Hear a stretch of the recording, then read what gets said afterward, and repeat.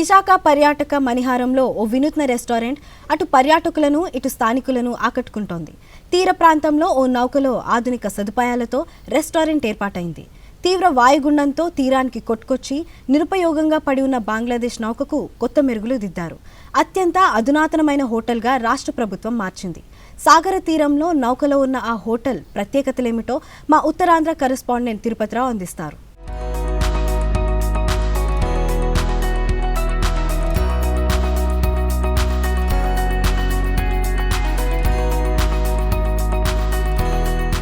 ఒకవైపు ఎత్తైన కొండలు, మరోవైపు అలల తాకిడితో ఉండేటువంటి తీర ప్రాంతం. ఈ తీర ప్రాంతం రెండింటి మధ్య ఉండేటువంటిదే తెన్నేటి పార్కు. ఈ ప్రాంతంకే బంగ్లాదేశ్ నుంచి వచ్చినటువంటి నౌక తీరానికి చేరుకుంది. ఆ నౌకనే ఇప్పుడు అలల రెస్టారెంట్ కింద తీర్చిదిద్దాలనేటువంటి అంశంపైన ఏపీ గవర్నమెంటు టూరిజం శాఖ సంయుక్తంగా తీసుకుని ఆ బోట్ని మరమ్మతులు చేస్తుంది. ఇప్పుడు ఆ బోటు టూరిస్ట్ శాఖకు వచ్చిన తర్వాత వివిధ ప్రాంతాల నుంచి వచ్చిన టూరిస్టులకు అందించేందుకు సిద్ధంగా ఉంటుంది కనుక మనం ఇప్పుడు ఆ బోట్ని చూద్దాం. తరువాత దాన్ని ఎలా తీర్చిదిద్దుతున్నారు, ఆ బోట్ తర్వాత దాన్ని రెస్టారెంట్గా మారిన తర్వాత ఎలా పర్యాటకులు ఎంజాయ్ చేయొచ్చినటువంటి అంశాన్ని మనం స్పష్టంగా విజువల్స్లో చూద్దాం. ఇప్పుడు మనం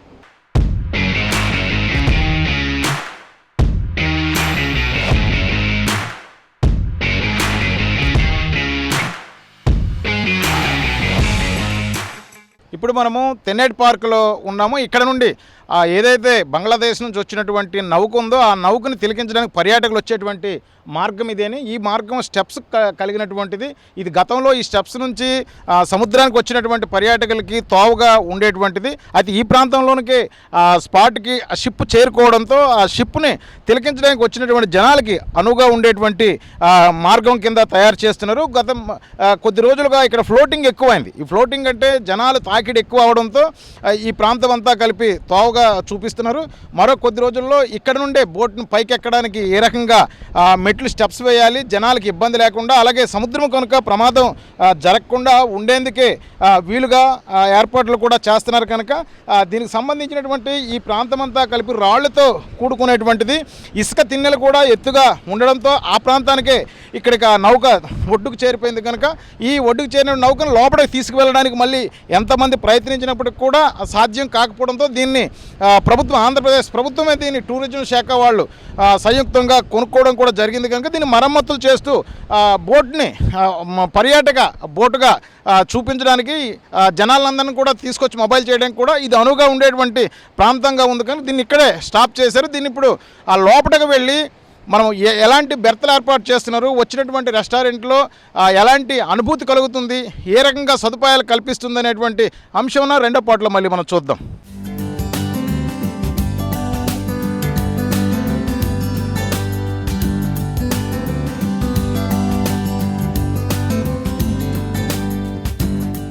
ఇప్పుడు ఈ తెన్నేటి పార్క్ నుంచి వచ్చినటువంటి టూరిస్టులు ఎవరైతే ఉంటారో ఇక్కడ నుండే ఆ షిప్ని తిలకించడానికి లోపలికి వెళ్ళేటువంటి ప్రాంతము. ఇక్కడ రాళ్ళు దట్టంగా ఉన్నాయి కనుక ఇసుక మేటలు కూడా వేయడంతోనే ఇక్కడికి స్పాట్లో ఆగిపోయింది షిప్. దీన్ని తిలకించడానికి అటు సండే, సాటర్డే కావచ్చు, ఇప్పుడు ఎలాగ సంక్రాంతి సెలవులు ఉన్నాయి కనుక సెలవుల్లోపే సుదూరాల నుంచి వచ్చినటువంటి టూరిస్టులు ఎవరైతే ఉంటారో వీళ్ళంతా వచ్చి చూస్తూ ఆనందిస్తారు. కొంతమంది టూరిస్టులు ఇక్కడికి వచ్చారు.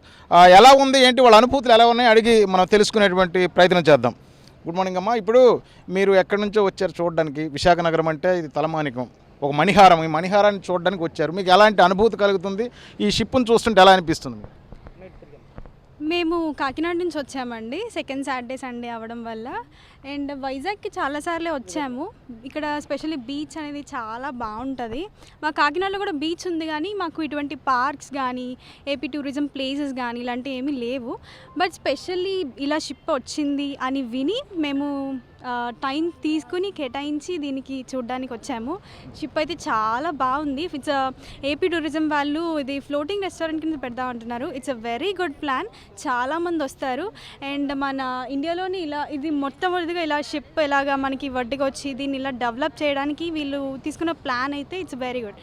అండ్ నాకు తెలిసి ఇది తెలిసిన తర్వాత చాలామంది టూరిజంలో వస్తారు, చాలా ఇంట్రెస్ట్ చూపిస్తారు. అండ్ పిక్స్ తీసుకోవడానికి ఎస్పెషల్లీ షిప్స్ లోపల ఉంటాయి, మనం ఎప్పుడు వెళ్ళలేము, చూడలేము. అలాంటిది ఇక్కడ ఈ షిప్ని లోపలికి వెళ్ళి చూసి చాలా మంచిగా అన్నీ చూసుకుంటూ తెలుసుకుని చాలా విషయాలు తెలుసుకోవచ్చు ఇక్కడ. అండ్ చాలా నైస్, సంతోషంగా ఉంది నేను ఇక్కడ ప్లేస్కి వచ్చినందుకు. అండ్ నేను ఫొటోస్ కూడా చాలా బాగా తీసుకున్నాను అండ్ నా పిక్స్ కూడా చాలా బాగా వచ్చాయి. నేను షిప్ చూడడం నాకు చాలా మంచి అనుభూతినిచ్చింది. Thank you so much. Right అండి, ఇది ఒక పర్యాటకులు చెప్పినటువంటి అనుభూతి. ఇంకా తయారయ్యి రూపుదిద్దుకుని లోపలికి వెళ్ళిన తర్వాత వాళ్ళు ఎంత ఆనందపడతారో మనం చెప్పడానికి కూడా అలవ కానటువంటి మాటలు. మరికొంతమంది ఉన్నారు, వాళ్ళని కూడా అడిగి తెలుసుకునే ప్రయత్నం చేద్దాం. సార్ నమస్తే అండి, మీరు ఇప్పుడు ఎక్కడి నుంచో ఫ్యామిలీతో పాటు వచ్చారు షిప్ తిలకించడానికి, ఎలా అనిపిస్తుంది, మీ ఫీలింగ్స్ ఎలా ఉన్నాయి సార్? ఫీలింగ్స్ అయితే ఒక రకంగా ఆనందంగానే ఉన్నాయండి.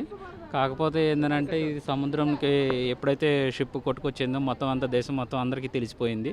తెలిసిపోవడం వల్ల మన మంత్రి అవంతి శ్రీనివాస్ గారు ఇది ఫ్లోటింగ్ రెస్టారెంట్ కింద మారుస్తామని చెప్పి మనకి అనౌన్స్మెంట్ చేశారు. కానీ ఇక్కడ ఈ తెన్నేటి పార్క్ వచ్చిన వాళ్ళు షిప్ను పైకెక్కి చూడడం ఆనందించేది ఏం లేదు.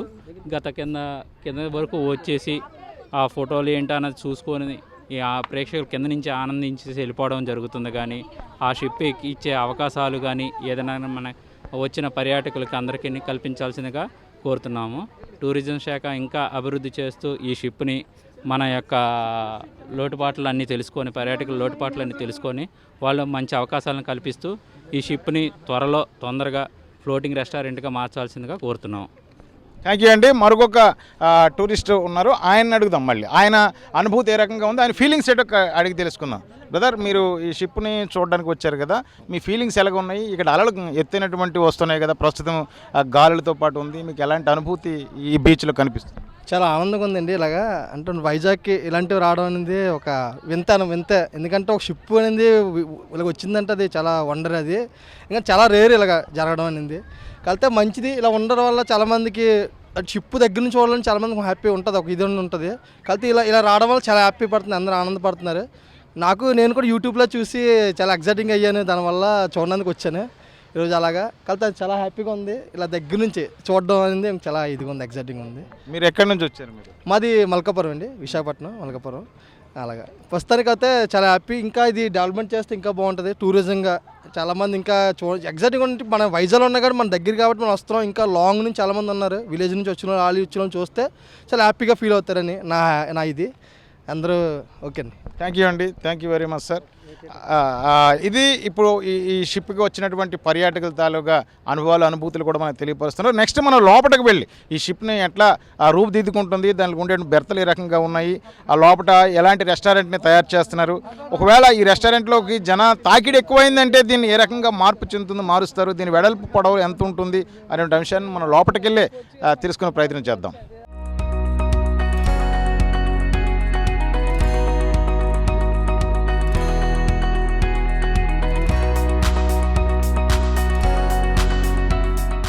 సరిగ్గా ఏడాదిన్నర కావస్తుంది బంగ్లాదేశ్ నుంచి ప్రతి నెల కూడా ఇక్కడ సరుకు రవాణా చేసుకుని వచ్చేటువంటిది కార్గిల్ నౌక. ఈ నౌకే తీవ్రమైనటువంటి తుఫాను దాడికి యాంకర్ వేసినప్పుడు కూడా యాంకర్ అర్ధరాత్రి సమయంలో తెగిపోవడంతో ఆ వీచినటువంటి బలమైన గాలులకి తీరం ఒడ్డుకి ఈ తెన్నేటి పార్క్కి కొట్టుకొచ్చింది. దీని వెంటనే ఇక్కడ ఉండేటువంటి కోస్టల్ సిబ్బంది దీన్ని వచ్చినటువంటి ఈ నౌకని కంట్రోల్ చేయగలిస్తే ఒడ్డుకొచ్చి ఆగిపోవడంతో దీన్ని ఏం చేయాలనేటువంటిది గవర్నమెంటు అటు పోలీసులు అందరూ కూడా చర్చించినప్పటికీ అక్కడ బంగ్లాదేశ్లో ఉండేటువంటి ఈ బోటు యజమానిని కూడా సంప్రదించారు. ఇందులో ఉండేటువంటి విలువైన వస్తువులు ఏవైతే సామాగ్రీస్ ఉంటాయో, టెక్నికల్ సామాగ్రీస్ని అంతా కూడా వాళ్ళు తరలించి తీసుకువెళ్ళిపోయి మిగతాది ఓన్లీ ఖాళీ బోట్నే కొన్ని విభాగాలని ఉంచుతూ ఏపీ ప్రభుత్వానికి ఇవ్వడం కూడా జరిగింది. దీన్ని 10 కోట్ల రూపాయలు వెచ్చిస్తూ ఆ నౌక యజమాని దగ్గర నుంచి తీసుకోవడం కూడా జరిగింది. దీన్ని మరో 3 నెలలు అంటే మార్చి ఏప్రిల్ నాటికి పూర్తి స్థాయిలో రెస్టారెంట్ కింద ఈ నౌకను ఏర్పాటు చేయాలనేటువంటి ఉద్దేశంతో ఫ్లోరింగ్ రెస్టారెంట్ భారతదేశంలో ఎక్కడా లేనటువంటి అందమైనటువంటి ఫ్లోరింగ్ రెస్టారెంట్గా తీర్చిదిద్దాలనేటువంటి సంకల్పంతో ఏపీ గవర్నమెంట్ దీన్ని ఒప్పందం కుదుర్చుకుంది కనుక శరవేగంగానే పనులు ఇప్పటికీ జరుగుతున్నాయి. టూరిస్టులు ఎప్పటికొస్తే దానిలోనే వెళ్ళి మా అనుభూతిని పంచుకుంటామనేటువంటిది కూడా ఎదురు చూశారు. మనం కాసేపటి క్రితమే కింద ఉండేటువంటి కొంతమందితో మాట్లాడితే అనుభూతులను కూడా చెప్పారు. భారతదేశంలో లేనటువంటి అందమైనటువంటి తీర ప్రాంతం విశాఖ నగరంలో ఉంది కనుక ఈ విశాఖ నగరాన్ని డెవలప్మెంట్ కోసము ఎన్నో ఏర్పాట్లు చేశారు. అందులో భాగంగానే ఈ టూరిస్ట్ నౌకను కూడా టూరిస్టులకు అందుబాటులోకి తెస్తున్నారు. ఇప్పుడు మనం ఉండేటువంటి ఏదైతే ఈ క్యాబిన్ ఉందో ఈ క్యాబిన్కి సంబంధించినటువంటి దీంట్లో టెక్నికల్ కొంతమంది సిబ్బంది టీం ఉన్నారు. వీళ్ళని అడిగి ఎలా దీన్ని ముందుకు వెళుతుంది, ఎట్లా దీన్ని చూడగలుగుతారనేటువంటిది కొంతమంది చిన్నారులకి అందరికి కూడా తెలియనటువంటి పరిస్థితులు ఉంటాయి. ఇప్పటివరకు ఉండేటువంటిది పుస్తకాలు పాఠ్యాంశాల్లో మనం తెలుసుకునే వాళ్ళము. బోటు షిప్పు ఎట్లా ఉంటుంది, ఈ షిప్ నౌకలు అంటే ఎలా ఉంటాయి అనేటువంటిది మనం తెలుసుకోవడమే తప్ప కళ్ళతో చూడలేదు కనుక మనం చూపించే ప్రయత్నంలో భాగమే ఇప్పుడు వీళ్ళని అడిగి మనము తెలుసుకుందాం. ఇక్కడ ఆపరేటింగ్ రూమ్లో ఉన్నాం. ఈ ఆపరేటింగ్ రూమ్లో ఉండేటువంటి ఈ మిషనరీస్కి సంబంధించినటువంటి పనితీరు ఏ రకంగా ఉంటుంది అనేటువంటిది సిబ్బందిని అడిగే తెలుసుకుందాం. Good morning sir. ఇప్పుడు ఈ షిప్ ఏదైతే ఉందో ఈ షిప్కి సంబంధించినటువంటి ఈ టెక్నికల్గా స్పీడ్గా ముందుకు ఎలా వెళ్తుంది, ఈ మిషనరీకి సంబంధించిన మీకు ఎట్లా మనం తెలుసుకోవచ్చు, దీని ఎట్లా ఉంది సార్? ఇది దీని యొక్క గేర్ సిస్టమ్ అనమాట. ఇది డెడ్ స్లోకి, నెక్స్ట్ స్లో అయినా ఫాస్ట్ అయినా సరే ఫుల్ ఫాస్ట్కి దీన్ని యూజ్ చేస్తారు. అంటే ఇది డైరెక్షన్స్కి దీన్ని యూజ్ చేసుకుంటే దీనిలో ఏం కనబడుతుంది అంటే మనం షిప్ ఎన్ని డిగ్రీస్లో ఉందో చూసుకోవడానికి దీన్ని యూజ్ చేస్తారు. అండ్ ఇది ఇప్పుడు 360 డిగ్రీస్లో ఉంటే 360 డిగ్రీస్కి వేరే ఎన్ని డిగ్రీస్లో ఉందని చూడడానికి దీన్ని యూజ్ చేస్తారు. 180 డిగ్రీస్లో ఉంటే స్ట్రైట్గా ఉండడానికి ఇది షిప్ స్ట్రైట్గా ఉందా లేదంటే సైడ్కి ఉందా ఏ యాంగిల్లో ఉందా అని యూజ్ చేయడానికి దీన్ని యూజ్ చేస్తారు. 180 డిగ్రీస్లో ఉంటే స్ట్రైట్గా ఉన్నట్టు లెక్క కాబట్టి దాని లెక్క చూసుకొని దీన్ని యూజ్ చేస్తారు. ఇది కంట్రోల్ సిస్టము, ఇది గేర్ సిస్టమ్ అనమాట. ఆన్ ఆఫ్ ఇక్కడే ఉంటుంది. ఈ రూమ్ నుంచి మొత్తం షిప్లోని ఏ పార్ట్ అయినా సరే మనం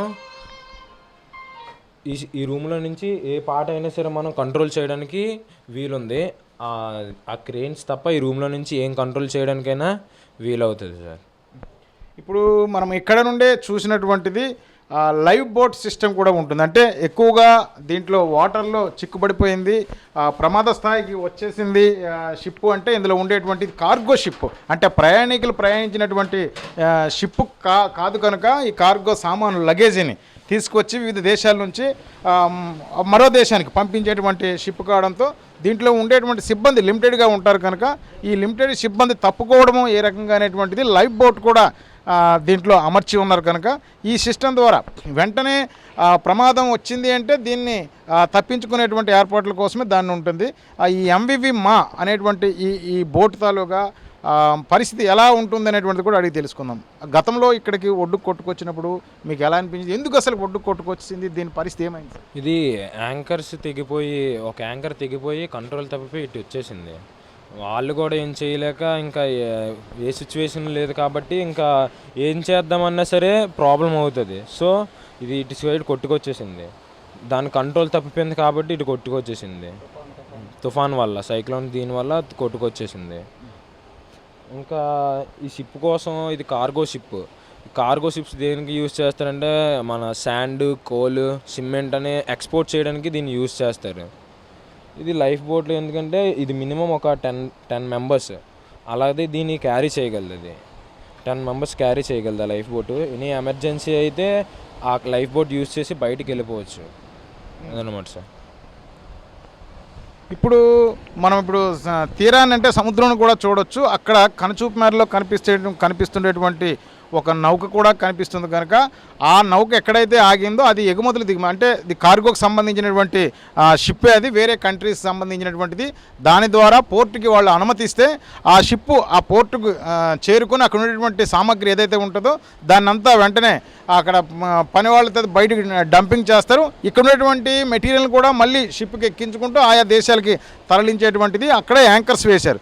అదే రీతిలో ఇదే షిప్ను కూడా ఆ రోజు యాంకర్స్ వేసినప్పుడు అలల తాకిడి, సైక్లోన్ తుఫాన్ ఉధృతంగా ఉంది కనుక ఆ యాంకర్స్ తెగిపోవడంతోనే విలువైనటువంటి షిప్ ఒడ్డుకి కొట్టుకొచ్చింది కనుక దీన్ని ఏమీ చేయలేని పరిస్థితుల్లో ప్రస్తుతము సిబ్బంది ఈ షిప్ తాలూగా ఓనర్ యజమాని బంగ్లాదేశ్ చెందినటువంటి వ్యక్తి ఆంధ్రప్రదేశ్ గవర్నమెంటు దీన్ని చేయలేమనేటువంటిది 10 కేంద్ర బృందాలతో పాటు కొంతమంది టెక్నీషియన్స్ కూడా వచ్చి సముద్రంలో మళ్ళీ దీన్ని తరలించే ప్రయత్నం చేసినప్పుడు కూడా అవకాశం లేకపోవడంతో ఇందులో ఉండేటువంటి సామగ్రిని అంతా తరలించారు. వాళ్ళు తీసుకుపోయి మిగతా ఖాళీ ఉండేటువంటి ఏదైతే షిప్ ఉంటుందో ఇది పర్యాటకుల కోసము డెవలప్మెంట్ అంటే విశాఖపట్నం టూరిస్ట్ డెవలప్మెంట్ కోసమే ఈ షిప్ను కూడా ఉంచాలనేటువంటిది ఏపీ గవర్నమెంట్ అటు టూరిజం వాళ్ళతో సంప్రదించి తీసుకోవడం జరిగింది. దీనికి 10 crores వరకు ఆ యజమానికి ఇవ్వడం కూడా జరిగింది. ప్రస్తుతం మన క్యాబిన్లో ఉండేటువంటి టెక్నికల్ పరిస్థితి ఎట్లా ఉంటుంది, షిప్ ముందుకు ఎలా వెళుతుంది అనేటువంటి అంశాన్ని ఇప్పటివరకు మనం తెలిగించాం. లోపల ఉండేటువంటి టెక్నికల్ విభాగాలు ఏవైతే ఉంటాయో ఆ టెక్నికల్ మిషనరీస్ యంత్రాంగము, పైన ఉండేటువంటి రాడార్ వ్యవస్థ ఎట్లా పనిచేస్తుంది, ఆ రాడార్ వ్యవస్థ నుంచి కెప్టెన్ ఎట్లా ఉంటాడు, ఎలా వెళ్తుంది, వాళ్ళు అక్కడ పడుకోవడానికి ఉండేటువంటి ఆ రూమ్స్ ఎలాంటివి ఉంటాయి అనేటువంటిది కూడా మనం విజువల్స్లో చూపించే ప్రయత్నం చేద్దాం.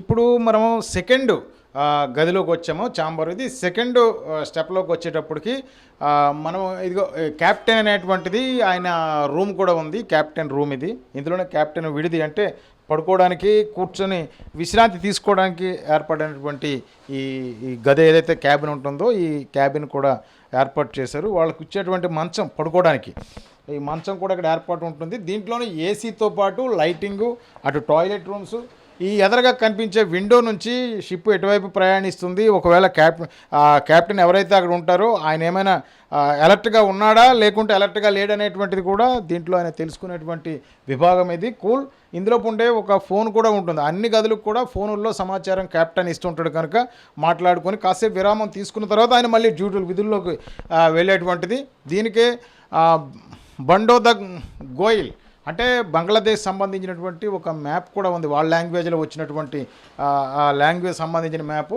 ఇది ప్రపంచ దేశాలు కూడా ఇది తిరుగుతుంది కనుక ఎక్కడ ఏ కంట్రీలో మనం ఉన్నాము, ఏ కంట్రీ ప్రయాణిస్తున్నాం అనేటువంటిది కూడా ఈ మ్యాప్లో ఉండేటువంటి సుమారు 100 అబవ్ ఉండేటువంటి దేశాలకు సంబంధించిన ఫ్లాగ్స్, వివిధ కంట్రీలతో వెళ్ళేటువంటి షిప్ ఇది. దీనికి అన్ని కంట్రీలకు వెళ్ళేటువంటి లైసెన్సులు కూడా ఉండడంతో ఆయా దేశాలకు కూడా ప్రయాణించేటువంటి షిప్ కావడంతో ఇది ఈ భారతదేశానికి కూడా ఇండియాకు వచ్చింది. ఇండియాకు వచ్చినటువంటి విశాఖ పోర్ట్లో కొంత సరుకు తీసుకొచ్చి డంప్ చేసి మళ్ళీ సరుకు ఎత్తుకోవడానికి ఉంటుండే సమయంలోపే సైక్లోన్ రావడంతోనే ఇది ఒడ్డుకి తీరానికి కొట్టుకొచ్చింది కనుక దీన్ని మన వాళ్ళు టూరిస్ట్కి ఉపయోగించేటువంటి షిప్గా ఏర్పాటు చేశారు. అలాగే ఇది కెప్టెన్తో పాటు ఇంజనీర్లు కూడా దీనికి ఉంటారు. అంటే షిప్ ఎప్పటికప్పుడు మరమ్మతులకి నోచుకుంటుంది కనుక వెంటనే దీన్ని మరమ్మతు చేసి మళ్ళీ వెళ్ళడానికి ఏ రకంగా ఉండాలనేటువంటిది. ఇక్కడ మనము సెలోన్ అని అంటే మీటింగ్, అంటే షిప్ ఏ దూరంలో ఉన్నాము, ఎంత లోటు సరుకు డౌన్ చేసాము, ఏ పోర్ట్ నుంచి వెళ్ళాలి, మళ్ళీ అనుమతులు రావాలి అంటే ఎలాగనేటువంటి ఒక అంశం పైన కూడా తక్కువ లిమిటెడ్ మెంబర్స్తో కూర్చునేటువంటి ఒక గది ఉంది కనుక దీంట్లోనే వాళ్ళంతా షిప్కి సంబంధించినటువంటి అధికారులు ఎవరైతే ఉంటారో వాళ్ళంతా సమావేశం ఏర్పాటు చేసుకునే గది ఇది.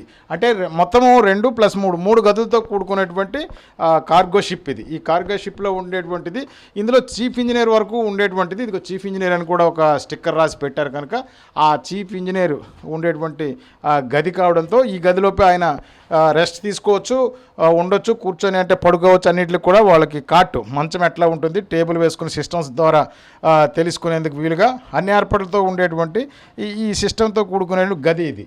దీనికి ఇక్కడ అలారం కూడా పెట్టాడు, ఇంజను కాల్. ఈ అలారంలో ప్రమాదం జరిగింది అంటే ఆ అలారం గుండా వెంటనే అప్రమత్తం చేస్తారు సిబ్బందికి.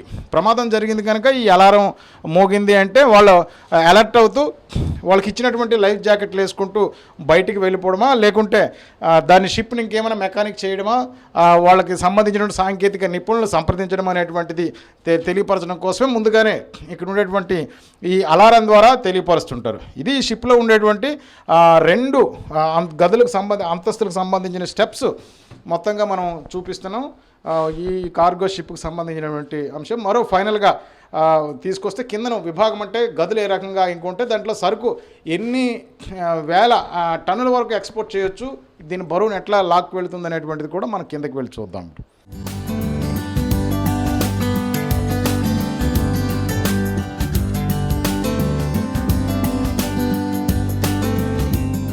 ఎవరైతే ఈ సైలర్స్ వీళ్ళంతా సిబ్బంది, ఈ షిప్ తాలూకు సిబ్బంది ఉంటారో వీళ్ళందరికీ భోజనం సదుపాయంకి ఉండేటువంటి కిచెన్ రూమ్ ఇది. ఈ కిచెన్ అంటే సుమారుగా 15 అడుగుల వెడల్పుతో 10 అడుగుల పొడవుతో ఉండేటువంటి ఈ కిచెన్ అంటే చిన్నదే ఉంటుంది. సిబ్బంది కూడా తక్కువ ఉంటారు కనుక వాళ్ళు ఇక్కడ కూర్చొని ఈ టేబుల్స్ బల్లలపైన కూర్చొని వివిధ రకాల ఏవైతే వంటలు కుక్ ఉంటాడో కుక్ ఉన్నటువంటి వంటలను తీసుకొచ్చి ఇక్కడ పెట్టి ఇక్కడే వాళ్ళు భోజనం చేసేటువంటి వంటగది ఇది.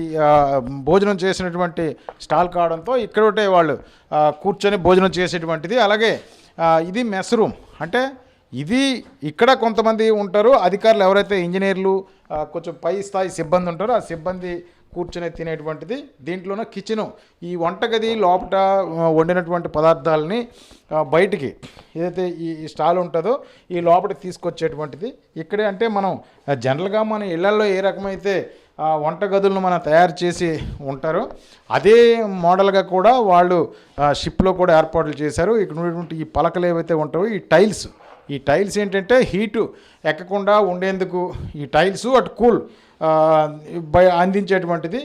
ఈ ప్రాంతంలో ఇక్కడ కిచెన్కి సంబంధించినటువంటి సింక్లు ఉన్నాయి, స్టవ్ ఉంటుంది, ఇలాగే వండుకోవడానికి బయట వచ్చినట్టు పొగని బయటికి వెళ్తూ పైన మంట అంటే హీట్ బయటకు రాకుండా ఉండేందుకు వీలుగా ఒక యంత్రాన్ని కూడా అక్కడ తయారు చేసి పెట్టారు. కనుక ఇదంతా ఈ గదిలో ఉండేటువంటి కిచెను ఎంతమంది అయితే ఉంటారో అంతమందికి సంబంధించినటువంటి వంటలు తయారు చేసేటువంటి కిచెన్ ఇది, వంటగది. ఈ షిప్లో మన బయట ఎలాగైతే ఉంటామో మన నెలల్లో ఇక్కడ కూడా అదే తరహాలో కూడా తయారు చేశారు. కనుక సుమారుగా 15-20 మంది వరకు కూడా కూర్చొని ఒకేసారి భోజనం చేయగల సదుపాయం సామర్థ్యం ఉండేటువంటి కిచెన్ రూమ్ ఇది. ఈ కిచెన్ రూమ్ నుంచే భోజనాలు చేసి వాళ్ళకి ఇచ్చేటువంటి క్యాబిన్స్ ఏవైతే ఉంటాయో ఆ క్యాబిన్స్కి వెళ్ళి రెస్ట్ తీసుకుంటారు. నెలల తరబడి ప్రయాణిస్తుంది కనుక నౌక ఈ నెలల తరబడి వాళ్ళకు ఉండేటువంటి సరుకులు ఏవైతే ఉంటాయో ఆ సరుకులను నిల్వ చేసేటువంటి స్టోర్ గదులు ఉన్నాయి. ఆ స్టోర్ గదుల్లో పెట్టుకుంటూ వాళ్ళు మళ్ళీ ఎక్కడి నుంచి అయితే బయలుదేరుతారో ఆ స్థావరానికి మళ్ళీ అంటే ఆ ప్రాంతానికి చేరుకునేటువంటి వీలుగా ఉండేటువంటిది లోపల విభాగాలు తయారు చేశారు. కనుక దానికి సంబంధించినటువంటిది స్టోర్ గదులు ఇవన్నీ కలిపి ఈ స్టోర్లోనే వాళ్ళకి ఉండేటువంటి వంట సామాగ్రి అలాగే రైస్ అంటే బియ్యము వాళ్ళు తినేటువంటి ఆహార పదార్థాలు నిల్వ చేసుకుని ఈ గదుల్లోపై ఉంచి ఉంటారు. మొత్తంగా 80 మీటర్ల పొడవు 15.6 వెడల్పుతో ఉండేటువంటి షిప్ కనుక ఈ షిప్కు సామర్థ్యం ఎంతైతే ఉంటుందో దానికి సంబంధించినటువంటి సామాన్లు వేస్తూ ఆయా సిబ్బంది ఎంతమంది అయితే ఉంటారో వాళ్ళకి సరిపడేటువంటి స్టాల్స్ గదులు అన్నీ కలిపి లోపల అట్ట అంటే చక్రతో తయారు చేశారు. సాల్ట్ వాటర్ దీనిపైన పడి ఎప్పటికప్పుడు చెడిపోతుంది కనుక అది రాకుండా ఉండేందుకు ఖరీదైనటువంటి రసాయనాలతో కూడుకునే పెయింట్స్ కూడా దీనికి వేసి దాన్ని మరమ్మతులు రాకుండా ముందస్తుగానే చూసుకుంటుంటారు. ఇది షిప్లో ఉండేటువంటి మనము 2 విభాగాలను కూడా పూర్తి స్థాయిలో చూపించాం మనం. ఇక మూడోది ఇంజిన్ సామాగ్రి ఎట్లా రన్ అవుతుంది అనేటువంటి అంశంకి వెళదాం.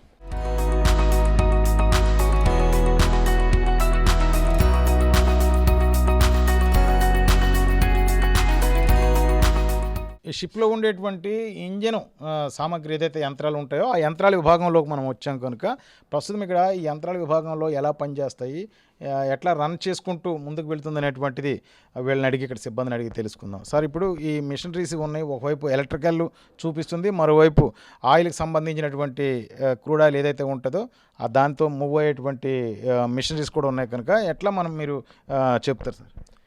ఇది క్రూడ్ ఆయిల్ సిస్టమ్. ఇది ఎఫ్ఓ ఆయిల్ అంటారు దీన్ని. ఎఫ్ఓ ఆయిల్ 3 సిస్టమ్స్ ఉంటాయి. ఇవి 3 ట్యాంకీస్ ఉంటాయి. ఇది ఏంటంటే ఫైర్ అవుతే ఆగదు, అంత బేగా ఫైర్ అవుతుంది ఈ ఆయిల్ అనేది. నెక్స్ట్ ఇక్కడ అల్యూమినియం షీట్లా కనబడుతున్నాయి కదా మీకు.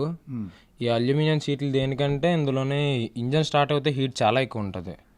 ఆ హీట్కి కంట్రోల్ చేయడానికి అల్యూమినియం షీట్స్ యూజ్ చేస్తుంది, అబ్జర్వ్ చేసుకుంటుంది హీట్ని. నెక్స్ట్ ఇది మెయిన్ ఇంజన్. ఇది 6 సిలిండర్స్ ఇంజన్. ఇది మెయిన్ ఇంజన్. ఇది నెక్స్ట్ ఇది ప్యానల్ బోర్డ్ సిస్టమ్. మొత్తం షిప్కి అంతా ప్యానల్ బోర్డ్ సిస్టమ్. ఇది ఎలక్ట్రికల్ సిస్టమ్. ఇది మొత్తం ఈ షిప్కి ఇది ఎలక్ట్రికల్ సిస్టము. అండ్ అక్కడ దీని యొక్క టూల్స్ కిట్ అంతా అటు ఉంటుంది. అంటే ఇక్కడ ఏమైనా రెంచెస్ ఎక్సెట్రా మిషనరీస్ అన్నీ అటు ఉంటాయి వీళ్ళు యూజ్ చేసుకునేవి. అటు పోతే అటు సైడ్ ఉంటుంది సీ వాటర్ జనరేటర్స్ ఉంటాయి ఇందులో దీన్ని యూజ్ చేసుకోవడానికి. ఇది రన్అట్ చేయడానికి సీ వాటర్ జనరేటర్స్ యూజ్ చేస్తారు, ఎందుకంటే అవి డీజిల్ తక్కువగా కాలుతుంది కాబట్టి. సీ వాటర్ జనరేటర్స్ అనేది అటు ఉన్నాయండి. అవి అంటే సుమారుగా ఎన్ని లీటర్ల వరకు ఆయిల్ని వేసుకుంటే ఎన్ని రోజులు ప్రయాణానికి వీలుగా ఉంటుంది? అది రోజుల లెక్క కాదు, కిలోమీటర్స్ లెక్కన యూజ్ అవుతుంది అనమాట. ఎప్పటికప్పుడు వేసుకుంటూ ఉండాలి. ఇన్ని కిలోమీటర్స్ అనే వస్తుంది. అండ్ ఇంజిన్ ఆయిల్ కూడా అలాగే ఇన్ని కిలోమీటర్స్ కానీ మార్చేసుకోవాలి. ఇంజిన్ ఆయిల్ కూడా మన బండిలా కాకుండా ఇది ఎప్పటికప్పుడు ఇంజిన్ ఆయిల్ కూడా మార్చుకుంటారు. దీనికి చాలా లీటర్స్ డీజిల్ సేవ్ అవుతుంది. సీ వాటర్ జనరేటర్ వల్ల ఇంజిన్ కొంచెం సేవ్ అవుతుంది అనమాట. అందుకే దీనికి సీ వాటర్ జనరేటర్స్ పెట్టారు. సీ వాటర్ యూజ్ చేస్తారు. నార్మల్గా అయితే salt water, normal drinking water వేస్తారు. డ్రింకింగ్ వాటర్ కాకుండా దీనిలో ఏంటంటే సీ వాటర్ వేసి చేసేవారు.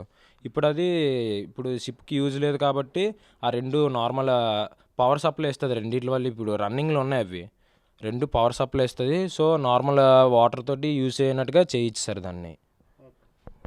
ఓకే అండి, థ్యాంక్ యూ సార్. ఇది ఇంజిన్ విభాగానికి సంబంధించినటువంటిది సాంకేతిక టెక్నికల్ టీం కూడా మన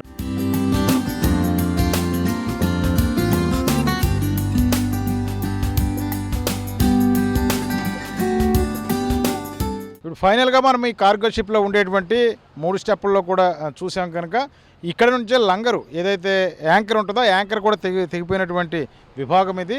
దానివల్లనే ప్రమాదంలో అంటే ఒడ్డుకు తీరానికి కొట్టుకొచ్చేసింది కనుక ఎలా ఉంటుంది దీనికి సంబంధించి టెక్నికల్గా ఇక్కడ సిబ్బంది పూర్తి స్థాయిలో విశదీకరిస్తారు. సార్ చెప్పండి, ఇప్పుడు ఈ ఉన్న ఈ లంగర్ ఏదైతే గొలుసులు ఉన్నాయో ఈ గొలుసుల్ని తెంపుకుంటూ గాలి ఒడ్డుకి బోట్ వచ్చేసింది కనుక ఎలాగా జరిగింది, అసలు ఇవి ఎందుకు ఈ సాంకేతిక కారణాలు ఏర్పడాయి అనుకో? ఇది తుఫాన్ వల్ల వచ్చేసింది. దీని యొక్క రైట్ సైడ్ యాంకర్, కుడిపక్కున్న యాంకర్ చైన్ తెగిపోయి వచ్చేసింది.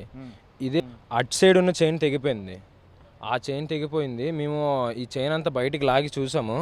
ఇది ఎంత పొడవు ఉంటుంది, ఇదన్నీ 120 బార్లు అంటారు, అంత పొడవు ఉంటుంది.